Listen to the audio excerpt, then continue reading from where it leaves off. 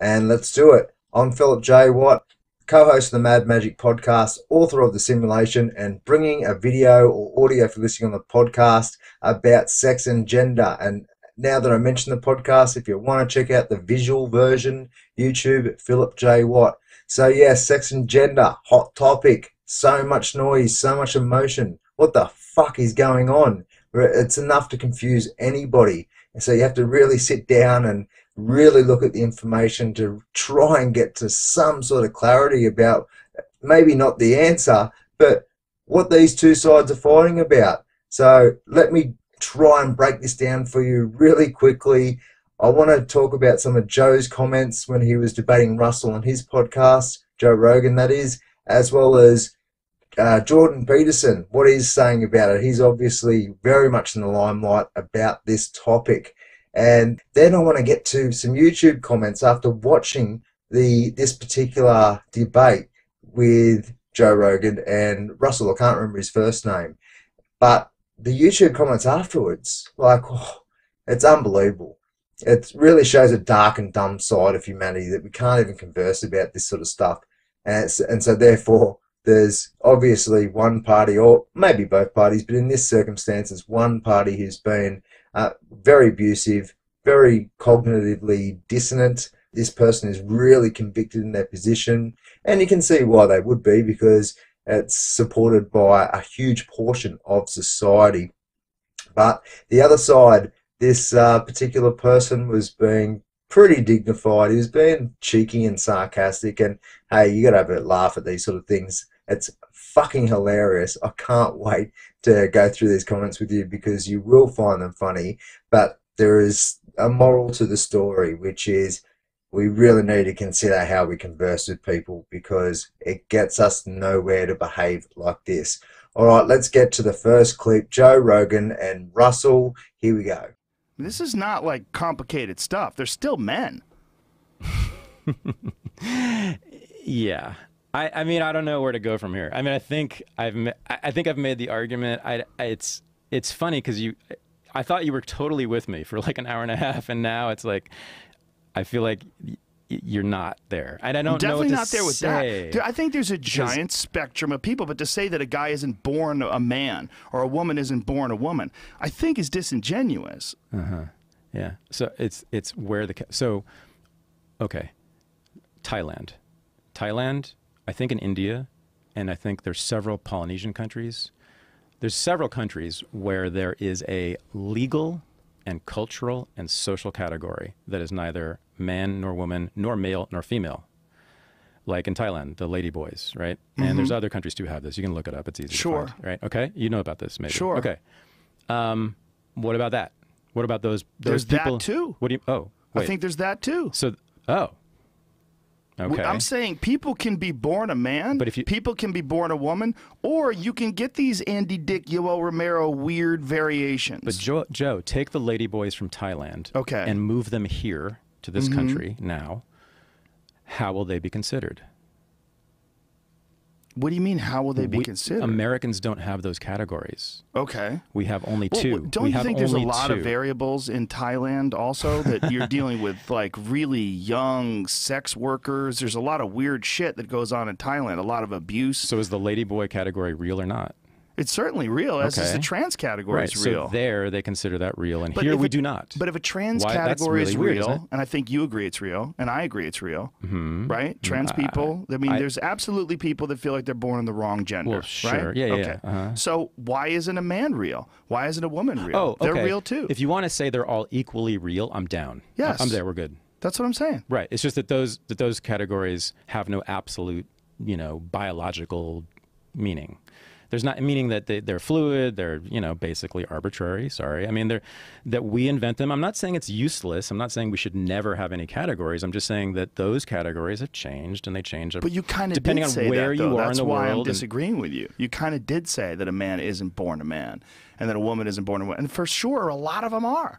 for sure a lot of people that have your stereotypical classic female characteristics were born female. And for sure there's a lot of men who have classic stereotypical male behavior and patterns and desires. They're born men. Yes, and then there's trans people. And then there's asexual people that also need to be considered. There's people that just don't have any desire to fuck anybody. Okay. They don't want to. They don't want to be a man or a woman. They can call themselves queer. They can call themselves whatever they want. They don't want to be a female. They don't want to be a male. They just want to be human. All right, so what Rogan is arguing is that you can label a man and a woman a woman. Look, that's language. That's what it's for. We have defined different sexes based on particular physiological characteristics. Yes, sometimes those characteristics are intermixed. There's intersex people. Most of the time in that category or around that, there is a reproduction issue. It's unnatural. It's a genetic abnormality.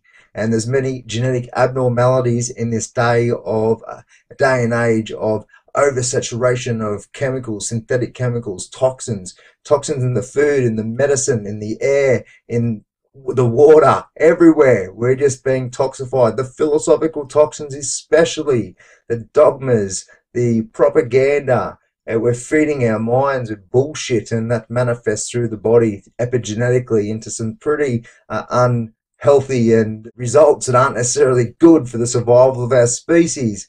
But regardless of that, there is males and females, physiologically represented as different sets of chromosomes and reproductive organs. Plain and simple, that's what Joe's talking about. But Joe is confused because what he starts to do is put other types of identities into that category. So he's sort of gone from sex to gender. And sex, again, is just that biological definition of men and women. But then there's the postmodernists, and that's what Russell is, and he's arguing that gender, which is originally the study of the sexes, their behaviors, their roles, their identities, their characteristics, their interests, their personality traits, and there is absolutely a full-on established 100% proven link between gender in general and sex in general. So we can see that there are dispositions or influences due to physiology on so-called men and women. But when we get to gender, it's like, okay, well, then it gets a bit fluid. Sure, I know there are cultures around the world that some identify a third gender.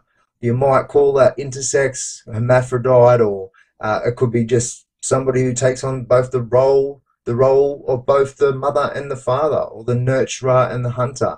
I don't know. It gets bloody confusing. But at the end of the day, sex is male and female with some variations in between. But generally, if there are those genetic abnormalities, either they can't reproduce or they can, meaning they still fit into the male or female category. But so what the postmodernists argue is that there is no physiological connection to gender. It's just a complete social construct, meaning that that they believe it just changes and it's fluid. It's fluid over time. And so based on the culture and the time and the particular other environmental circumstances that'll affect gender identity, gender roles, etc. And that's true. There is absolutely. There is not just an environmental influence from culture and also family, but also trauma, also whatever life circumstances that you might have, the peers that you have. If you're sort of in the middle of the testosterone and estrogen spectrum, which we all have in us, just like we all have the masculine and feminine spectrum, which is archetypically represented through the testosterone and the estrogen. We've got the intermix of duality on many metaphorical layers. So we're all experiencing the spectrum of masculine to feminine, or testosterone to estrogen to varying degrees. And sometimes that bubbles up into extremes, such as those who believe they're another sex trapped in their body. But the reality is, if you're born a man, you're a man. If you're born a woman, you're a woman. You're just experiencing your gender or your fluidity between all that sort of stuff I mentioned differently to somebody else, and probably to an extreme. But just because you got one person, a man, for example, the stereotypical man that people say that's what a stereotypical man is like, there is no such thing as a man or a woman being completely a stereotype. It does not happen, because we're all experiencing all the layers of all the energy, of all the emotion, of all the biochemical production, of all the psychological archetype expression.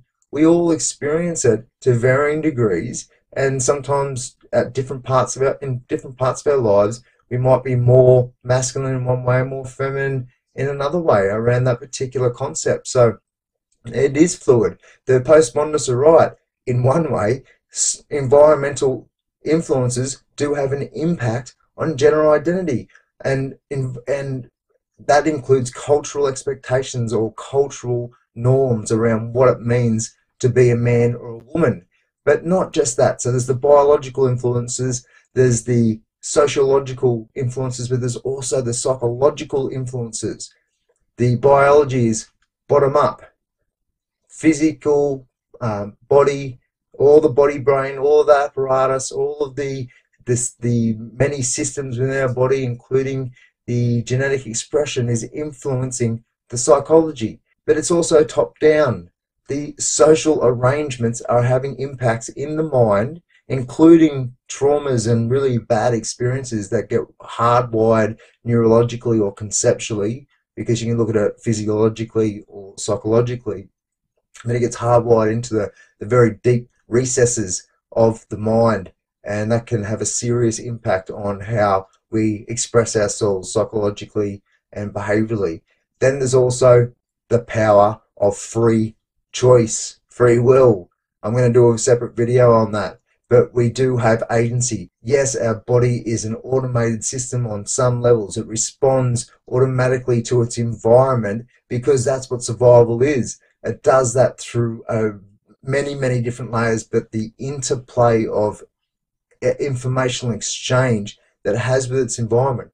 The gut brain, the second brain, it's got 100 million neurons. Don't you think that it's doing some calculations, some analysis, and reaching some conclusions about the information it's getting from its environment? Then it sends that up to the cerebral brain, combines with the heart brain of 40,000 neurons. It's sort of your intuition. Your guts are sort of your instinct. Sometimes we can learn to listen to each one of these centers. But regardless, our body is responding to its environment, and sometimes that is automatic, and a lot of the time it is. But then there's also free agency. We do have the power, very restricted in many ways. We're restricted to time, space, this body, our programming, our capacity to even connect with our egoic self, to connect with all these layers of a self. If we are running on autopilot, well, okay, sure, free will isn't that amplified for that person. But if we have a serious level of self-reflection and undertake a process of self-mastery, then we can have a extension or expansion of our free choice capacity. And so when it comes to sex and gender, our psychology can certainly have an impact on how we feel about what it means to be a male or a female in this modern world, how we feel about the identities and the roles that we have. So it seems that given that gender is the study of the sexes on one level, then there really is only two primary genders. Arguably three. Yeah, maybe you could chuck a third one in. It's hard to define. But 50 or 70 or 1,000? When does it stop? How many genders are there? Are there an infinite amount of genders? Are there as many genders as there are people? Based on the logic coming from the postmodern camp, it appears there's an infinite amount of genders, because it's how you feel, what gender you want. It's just like gay people. They're not fulfilling the male or female stereotype. They're homosexual, for Christ's sake. Same as bisexual people. They're not filling the stereotypes, so do they get their own gender? What about people who identify with something that isn't human? What about the person that thinks they're the moon, identifies more as the god Thor? What about people who have different sexual preferences and desires that aren't part of the stereotype, such as people who like to make love to their car exhaust pipe? Is that a gender? So there's many ways to describe your gender, I guess, if you want to look at it just as the postmodern perspective, but that's not reality. We have male and females based on some pretty hard and soft sciences. That's the reality that we're in. That's why we use language, to actually be able to describe in a conversation to people what we're identifying, what we're talking about. And there literally is a male and a female because the definitions are very clear. Certain characteristics physically, and that can manifest in stereotypical or general ways in behaviors, in psychology, and other factors such as interests in the way that they form relationships and be a part of their family and their children and heaps of things. And it's not just about the chromosomal concoction and also the reproductive organ arrangement, it's also brain structure. There's the way certain functions are coordinated in the brain, where they're located, all those sorts of differences. So let's just break this down really simply. If you're a human, you have a sex. It's either male, female, or intersex, which is problematic as mentioned. Then you could potentially have a wide variety of genders based on this postmodern perspective. I would call them subgenders or subcategories of the experience of the masculine and feminine ebb and flow, the archetypal expression of duality through the sexual and human language and feeling and behavior. It's awesome. I can't see a problem with anybody feeling however they want, as long as they're being pro-sovereignty. So yes, there can be extremes of the experience of the masculine and feminine energy, the testosterone and estrogen, and the social and psychological impacts on that, which can result with people feeling like they're a male in a female's body and vice versa. But then there's even more extremes which can result in anti-sovereign behavior, i.e. sexually abusing children.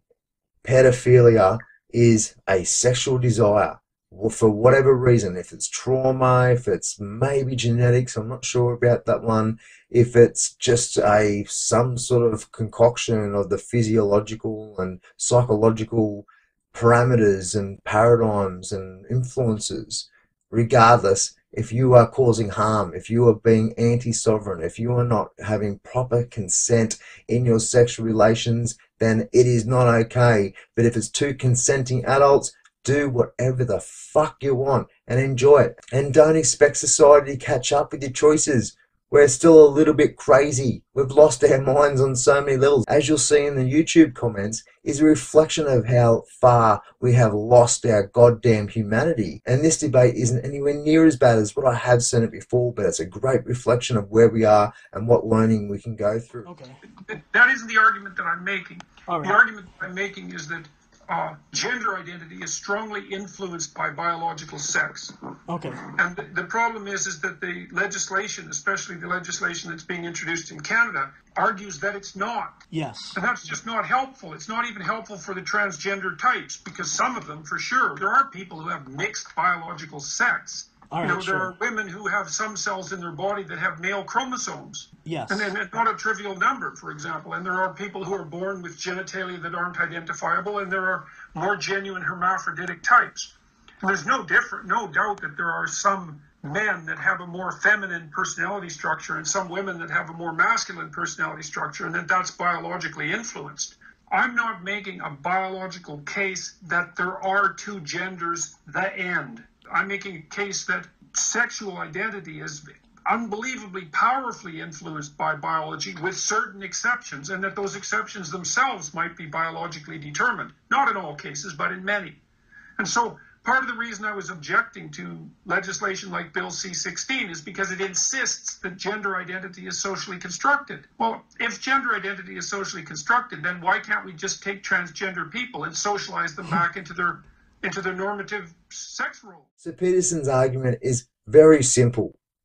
He says that the postmodern perspective that gender is only a social construct and has nothing to do with biology or physiology is bullshit. And so the ramifications of this law in Canada is that people are demanded, they're forced, it's by force because they can go to jail, to call somebody by a particular gender that they identify.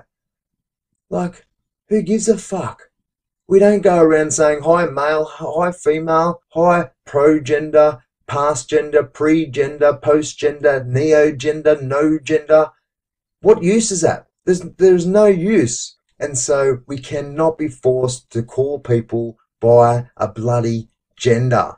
It's just ridiculous. Now, of course, we've all got a name. We could use that for starters. But even when we converse with, I don't know, one of our mates, we might say, "G'day, mate," or "Hey, bro," or whatever. Like, we just express language to communicate with people, to share our affection, to share our interests, to enjoy life. If people aren't doing what you want, if they're not treating you well, showing you the respect in general, then what the fuck do you want to be around them for anyway?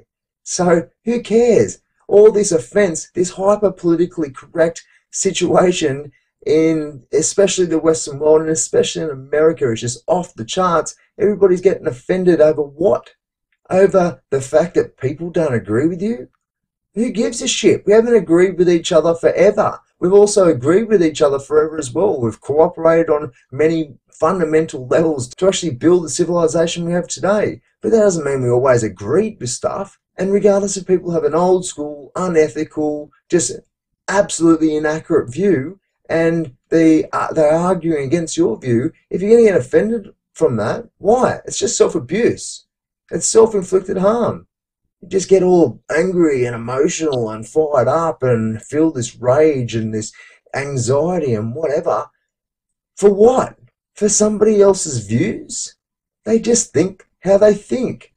Now, of course, you can put forward a view. You can try and help to lay out the information, and they might choose to learn and grow if you are actually accurate. But maybe you're not as well. Maybe you're not actually accurate. Maybe the people who are actually on the side of Peterson, and that we need to use terms such as male and female to describe very, very clear differences in fucking two major categories of humanity, and maybe that's all right. So it's probably time to have a good, long, hard think about it. All right, let's just get back to basics. There are two sexes with something else thrown in between. Therefore, there's two genders with something else thrown in between. Now, of course, the spectrum of gender identity and roles is unbelievably wide. The gender roles have certainly changed and evolved according to culture and time and place. Definitely. But that doesn't mean that we need to give everybody their own gender based on their own sexuality and how they experience their relationship with other humans. So how about we just apply a little bit of logic here? Two sexes and something in between, experiencing their yin-yangness of masculine and feminine, of testosterone and estrogen, of selfishness and selflessness, and of dark and light. If it's not a him and if it's not a her, what is it? Dr. Jordan Peterson is a professor at the University of Toronto and joins me now because there's been this debate that's been simmering around there, and you're at the center of it, about politically correctness. And some people are saying, well, we don't need to be referred to by that certain pronoun, him or her. But what's the solution? Well, the solution at the moment is mandated use of whatever pronoun someone demands to be referred to by. Now, I think when the... Can they suggest anything?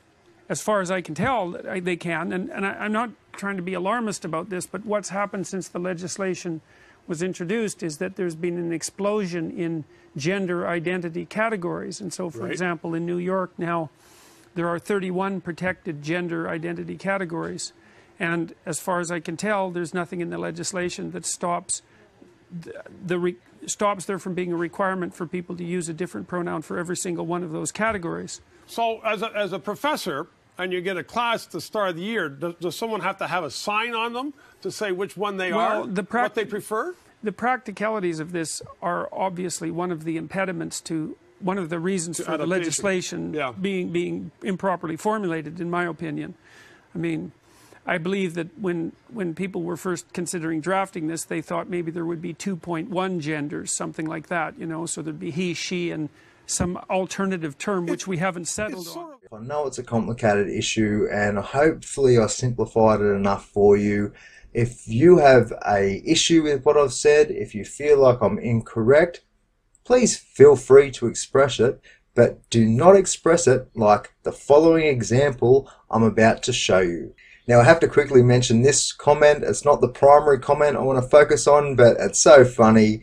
Mythical Vigilante says, I was born a man. I know because I raised myself alone from birth in a cave isolated from other humans for 30 years. When I emerged, I went looking for babes. Good on you, mate. Another comment I'll quickly mention is WTF. We could have all been born toasters with that logic, and that's exactly right. We need to actually use words for specific reasons. That's why we've invented them. Let's just get back to basics again. Okay, so we're getting to the main comment. I'll quickly go through this and get into the debate that happens after this comment. They're both confusing the classic sex-gender distinction, according to which sex is a biological essence and gender is a performative identity characterized by forms of physical and mental behavior reinforced by learning, conditioning, expectation, mimicry, and discipline. This dates back at least to Beauvoir, the French existentialist feminist who made the distinction in order to explain how women learn inferiority versus men who learn superiority. The distinction has actually been critiqued by queer theorist Judith Butler, who have argued against the biological essentialism of sex because the body is not a fixed form and can be shaped by discourse, which the field through which gender is constructed and can be changed, example through working out or technological or medical intervention, and that there is no one defining characteristic of biological sex, but a range of spectral characteristics that can coexist. The problem is this de-essentialization has led to a bizarre contradiction where very young kids who identify as being of a different gender are being given hormone replacement therapy, cases where gender is being essentialized and yes, reified. Now, we'll get into the meat of all that in the additional commentary, but I do want to discuss just quickly the anti-sovereign behavior of injecting children with synthetic hormones because they're experiencing a fluidity in their feminine and masculine traits. That is intervention, anti-sovereign intervention. People, let your children play it out naturally as they can. Try and give them the best information you can as appropriate to their age and relevant to their circumstances. And when they grow into a developed human being where all of that hormonal and neurotransmitter and all the rest of it has balanced out into some sort of equilibrium, then they can choose to conduct their affairs however they like. Now, of course, there are very rare cases where there is a genetic abnormality which is causing health issues. I'm not arguing against some intervention on that level, but if the child is in a generally normal or healthy state of mind and physical being, let it play out naturally. Okay, so now we're getting into this crazy abusive discussion on one side and also somewhat of an intellectual composed discussion or position on the other side. And when I say somewhat, it's pretty bloody good. Gets a little bit cheeky at times. But hey, I'd probably do the same thing because he probably realizes he isn't going to be able to help this person to understand what is going on. And so he probably figures, look, I may as well just do it in terms of learning to articulate myself around these issues, as well as somebody, you never know, maybe she will, this other person, actually learn from the discussion, but those who come afterwards who are reading this and they're a little bit confused about things, maybe they'll learn something through that process too. So Brian S. does an excellent job. Let's see where he starts. There is no one defining characteristic of biological sex, he does in quotation marks. Totally, because X and Y chromosomes are just as indistinguishable from each other as testicles and ovaries. So it's been a bit sarcastic to the original comment by Tommy Two Shoes, and he's correct. That's why we use terms, labels. We're able to be able to describe things. That's how it works. And then in other quotation marks, that's something only a highly educated person could believe. George Orwell. So what he does is provide George Orwell's comment in terms of we get into our specialized idiot perspectives in academic and scientific circles. The world is compartmentalized on so many different levels, and when we over-intellectualize these sorts of issues, when we get so immersed in our own bias because that's what we study, then we essentially are not able to see the forest through the trees, and we're not able to understand how far we've gotten away from some basic understandings. A male and a female are the sexes, a basic understanding. And so Auntie Agony, the antagonist, the very much abusive person, as you'll see, comes in. Brian S., he gave you a source. If you're not lazy, look it up and attempt to comprehend the argument before dismissing it. All right, so a bit passive-aggressive, not too bad to start with. Brian responds, you're assuming that I'm not already familiar with the dawn of French and American sociology, or with the Frankfurt School in Germany for that matter, yet I am, both of which rely heavily on Marxist conflict theory. I reject these ideologies, their conclusions anyway, in case that wasn't already clear. My point was that an over-intellectualization of a very readily observed commonality serves little purpose. It's an insistence of the abstract over the pragmatic. That was Orwell's point as well. If it looks like a duck and quacks like a duck, sometimes it's just a fucking duck. And he's right. I think that pretty much sums it up really well. But let's see how Auntie Agony responds. Then don't make dumb comments suggesting that you don't understand what is going on, and then act surprised when someone tries to educate your dumb ass. No good deed goes unpunished. And she continues with the next comment. What defines male to you? Is it XY chromosomes? Even if that XY chromosome person was born with a vagina and their body cannot process testosterone, that is a real intersexed condition, which some people are born with. Okay, so now we're getting into the abnormalities I talked about in terms of chromosomal issues, a lot of which the time has reproductive consequences, i.e. not able to have children, as well as hermaphrodites and all these sorts of genetic oddities. Brian responds, I'm not sure what you're talking about. I made a clearly satirical comment indicating, to most anyway, that I not only understand the topic but find it ridiculous. Why even create specific definitions for X, Y, testes, ovaries, etc. if there's no discernible delineation between male and female? Seems to me that the laughably obvious existence of dimorphic sexual expression in every species since the dawn of sexual reproduction puts that concept low on the totem pole of scientific veracity. Getting a bit cheeky? He continues, I'm not surprised at all, actually. I've come to expect these sort of interactions. If you haven't noticed, I've been rather calm and matter of fact. Conversely, of the two of us, you're the only one who's managed to use presumption and insults, i.e. lazy dumb dumbass. Now, what does that say about your commitment to the dialogue of complex topics versus mine? Agree. What does that really say about a commitment to appropriate dialogue to actually get to the bottom of these issues? He continues, satire and sarcasm are fine, but why try and insult me directly as you have? Want to calm down and speak to each other with respect, or did you just want to continue with your rather childish and unnecessary nonsense? People can disagree on political ideas and still maintain respect for each other, or is this not the case for you? Brian S. in his next comment says, I'm aware of the congenital conditions you're referring to, and I sympathise with anyone who must contend with the likes of Turner's syndrome, Klinefelter's, or any other genetic abnormality that presents as sexual irregularities. He's right. But I'm curious if you're aware of the actual numerical representation of these cases amongst the population at large. How many individuals in this country do you believe suffer from the above mentioned conditions? And in his next comment he says, but to answer your question, yes, XY chromosomes, provided the lack of genetic abnormalities, will result in male phenotypic expression.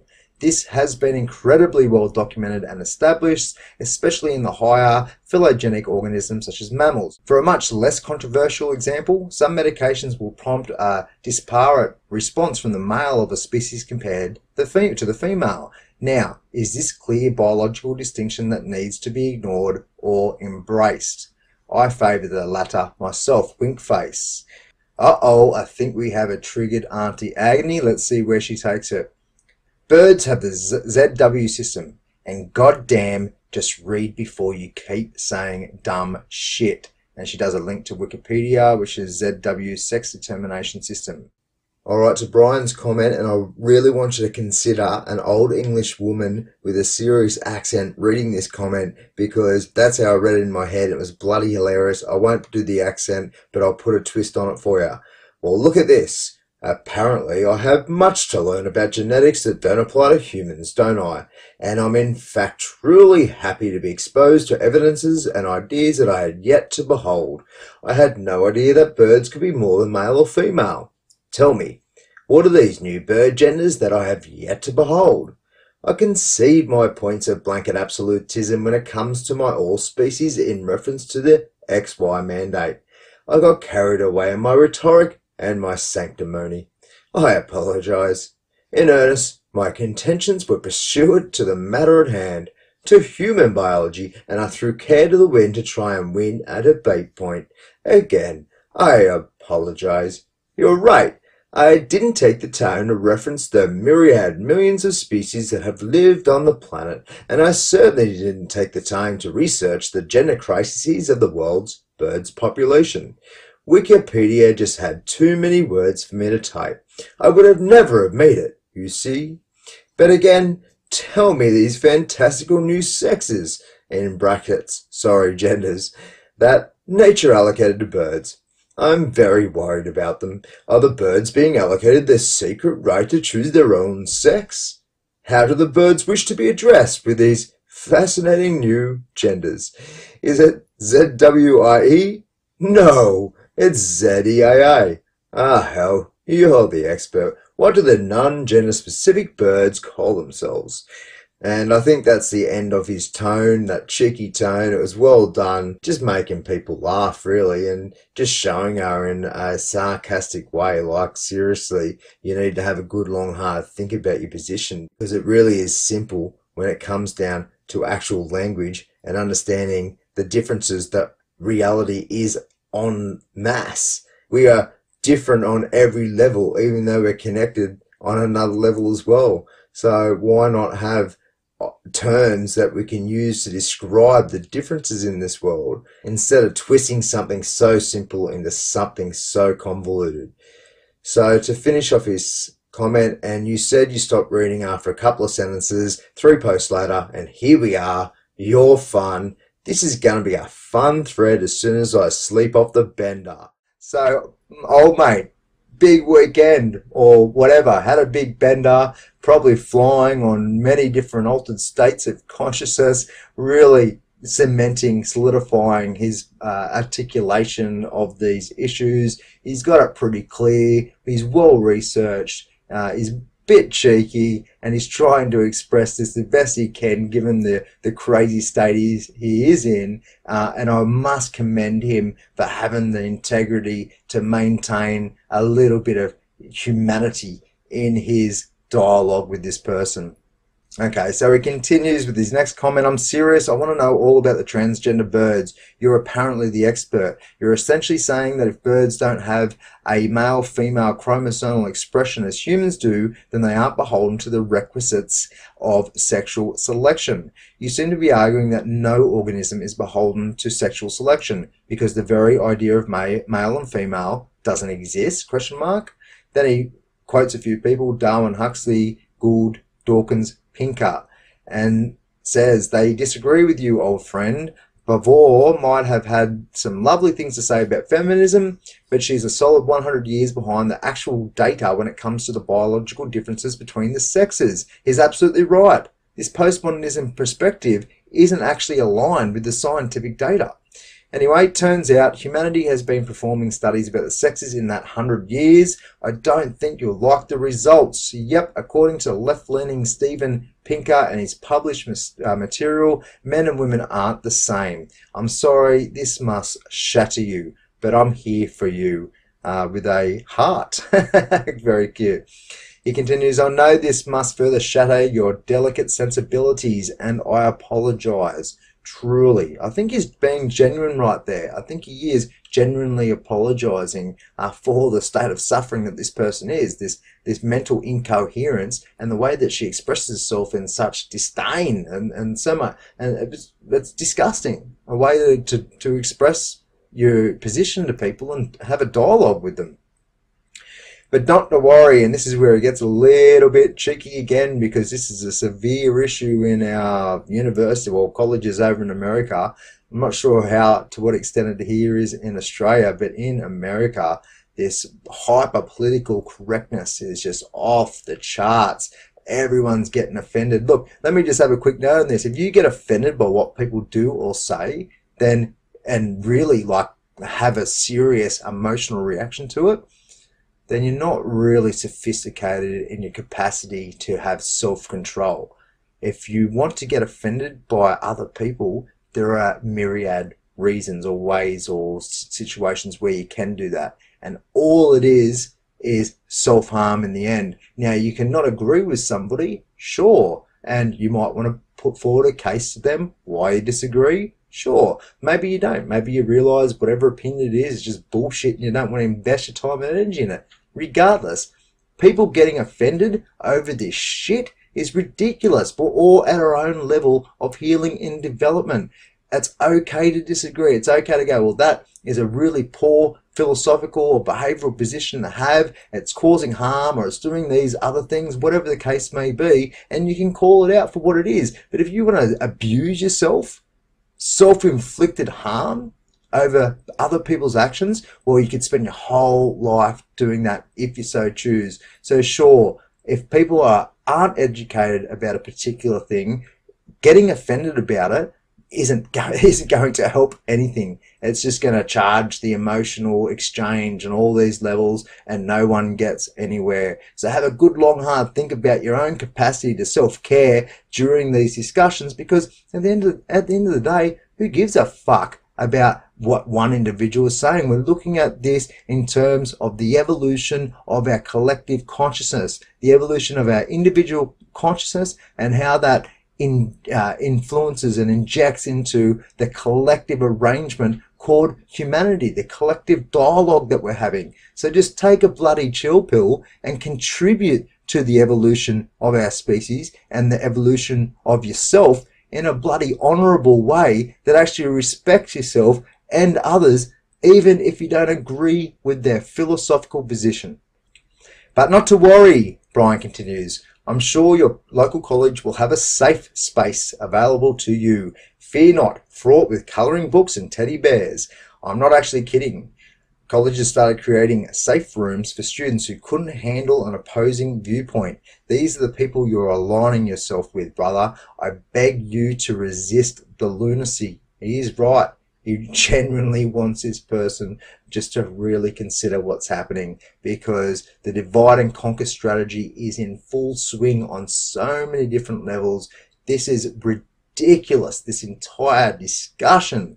We need to move it in the direction of, yes, sex and gender are interrelated based on biological dispositions, as well as the sociological aspect and the personal aspect, what's actually happening in terms of how you ebb and flow between the masculine and feminine traits. So he continues, I understand that you think you're achieving some sort of moral superiority by asserting your opinion. I get it. You're trying to fight the good fight against oppression, but you wage war against a ghost. Your paradigm is the mainstream position. All of Hollywood, intelligentsia, most of mainstream media, and half the electorate is in agreement with you. The majority of the public dialogue would render me as a transphobe just for issuing my very opinion.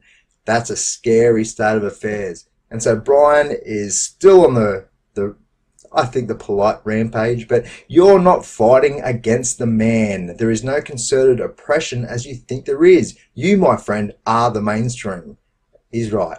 So my opinions are the ones nobody wants to hear. That's not true, Brian. There's plenty of people who are connecting with Jordan Peterson's work and are understanding that this is just a bloody unnecessary mess. We can really unpack this quite simply and quickly if we so choose. Unfortunately, there are some legislations and other idiotic situations coming into involvement with this, and that's why we need to bloody act quick before we get censored. This is against free speech to be able to discuss this in some rational way. What has the world, or what is the world coming to? Well, we have lost our fucking minds on so many levels. Just look at your vitriol, your malice towards me. You're fighting against an enemy that no longer exists. I can't tell you what to do. Keep it up if it's your choice, but it's no fun for me either. Watching an otherwise good man punch at a shadow gives me no pleasure. It makes me sad, and a sad face with us afterwards. I think it's us. I don't think it would be US. I've never seen these little YouTube symbols, so, but it does. It makes him sad. It's like he's feeling a bit sad for humanity, because not only are we sick physically and mentally, like there's sadness and stress, like it's unbelievably why we are toxified unbelievably. So we're in a pretty sad state right now, and we're perpetuating it. We're actually making it worse by not seriously thinking about what our involvement in this sickness is. And so it manifests as people like this who abuse each other. And it's not just Auntie Agony's side of the equation. This abuse exists on all sides, on all levels, any debate. There are many people, it doesn't matter what philosophical or scientific position you might have, there are people that will treat others like this. I really encourage to act like Brian S. Be a bit cheeky, but be real, be raw, get to the core, actually show some respect and dignity for self and others, and maybe we'll start evolving and getting through this mess. So Brian's next comment is, Auntie Agony. See, I managed the entire drunken dissertation without insults. Was it just alcohol, Brian? We'll never know.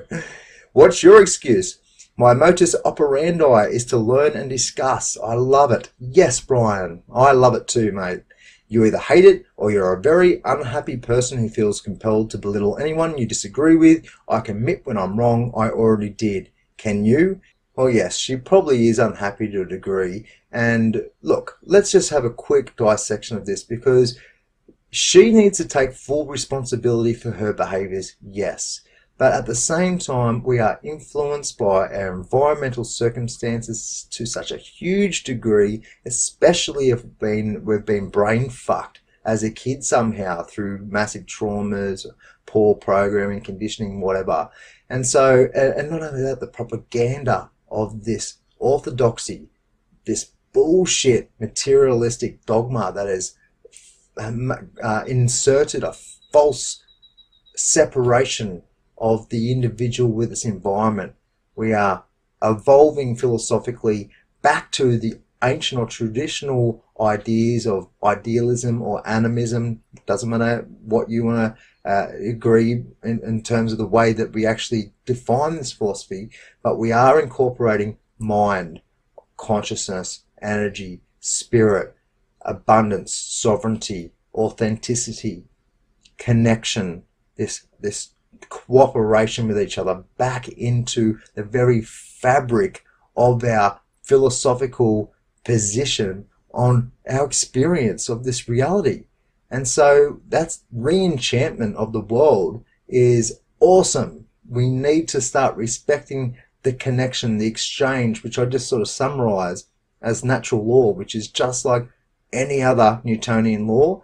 It is the push, the pull, the attractive force, the exchange of energy, the exchange of information that we have with our environment, regardless if you just want to look at it, as mentioned before, ecologically or quantum physically, or even electromagnetically, gravitationally, metaphysically, as I mentioned, or the spiritual way of looking through the lens of interconnection, entanglement, reverence, whatever. There's many ways to describe this in interconnection, and we need to start respecting that, because once we actually truly do understand it in terms of sovereignty, I'm a sovereign being interconnected to my environment. I am part of the one thing called reality, yet I'm also a separate thing, or having an individual experience. So I'm a finite snapshot of infinite consciousness is the way I like to describe that.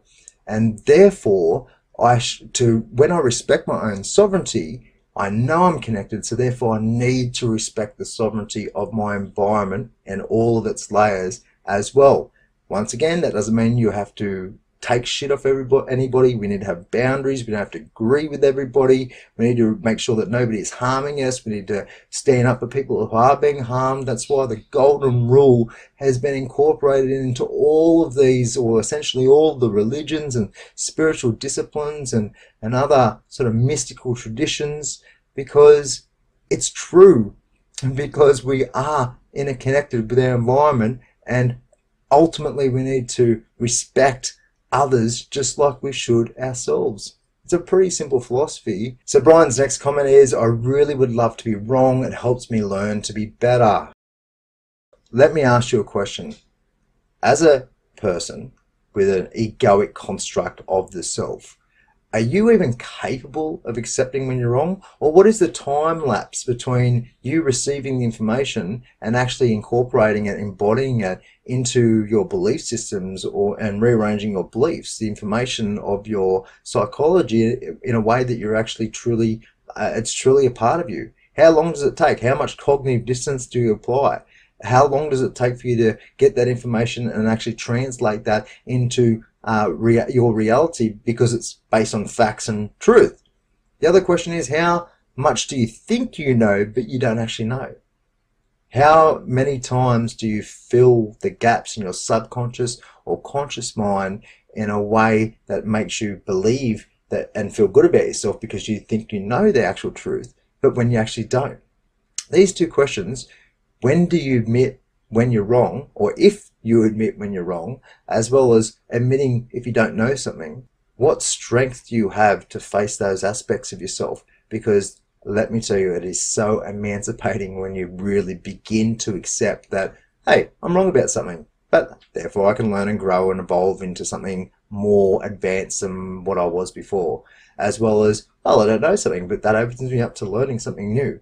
There's actually greatness about accepting that you don't know stuff and that you're wrong about stuff, but for some reason, typically fear or insecurity or any other of its extensions, typically it's fear that stops people from accepting that they don't know something, because they're so comfortable in their little security blanket and they don't want to involve themselves because it's an egoic hit or whatever. It means they've got an identity crisis, maybe because they rest their identity on those beliefs so significantly, whatever. There's lots of reasons why people will not accept that they're wrong, and a lot of the time they won't ever, let alone takes them way longer than what it should have. It's just unbelievably silly when accepting that new information, the new facts, the new reality is actually a great thing for your being. But still you drive on with the venomous insults. Why? Did you notice that I haven't pressed on the points I made that you completely failed to address? You think that was an accident? Have you any concept of how hard it is for someone like me to concede my faults without pressing advantages? So it's like he's really trying to help anybody who reads this, or even Auntie Agony. I'm trying something new in this tragic modern age of Discord. Okay, so he's trying something new. Normally he would press it, so he's evolving too. He's accepted that it's probably not the right approach to continue labouring on his points, because they're already made. It's already been captured. Anybody reading this like myself can see that he's made his point, and then Auntie Agony did not actually respond to his points. And so therefore, what he's trying to do is be more civil about it, albeit cheekily, a bit sarcastically. But hey, he's done a great job, and I do salute him, as I've mentioned before. So his reason: I wanted to let you say your piece without insulting you or shouting you down. Try and understand your perspective, and not only are you blind to this, but you keep doubling down with the presumption, with the outrage. How are we supposed to get anywhere when people like you won't let us? Again, I say, you make me sad. I want this country, this world to succeed. You aren't helping. I absolutely agree, Brian. I'm not going to labour my points again. I've made it really clear about the sex and gender issue. I've made it really clear about our behaviour when it comes to discussing these highly emotionally triggering topics. I think it's in our best interest to really consider our own individual behaviour in what's going on in this collective mess, and I encourage everybody to take their next step in their evolution of growing their experience of consciousness. I love you all. Thank you for listening. If you like this video, please like, share, subscribe, whatever, comment, give me some feedback. If I got something wrong, please let me know, because I'd like to hear it and I will incorporate it into my conceptual apparatus if it is actually true. And thank you for listening. I'm glad you were able to get through this entire video. So if you'd like to stay engaged with my work, pushingthetippingpoint.com. My book is The Simulation. You can get it at that website. YouTube, Facebook, Philip J. Watt, podcast Mad Magic. And I think that about sums it up. So thanks again for listening, and best care on your journey. Life should be easier than this, right? It should be filled with love, abundance, and peace. But it's not. The rivers of the existential crisis run deep. So much sickness, sadness, and stress. What a bloody mess. There's no need to suffer to this extent. It's self-abuse. Instead, face the shadow and connect with your authentic self like never before. So turn your tide with killer advice from a couple of cheeky hosts and mind-blowing guests. And learn to love the magic madness of this divine roller coaster mess we call life.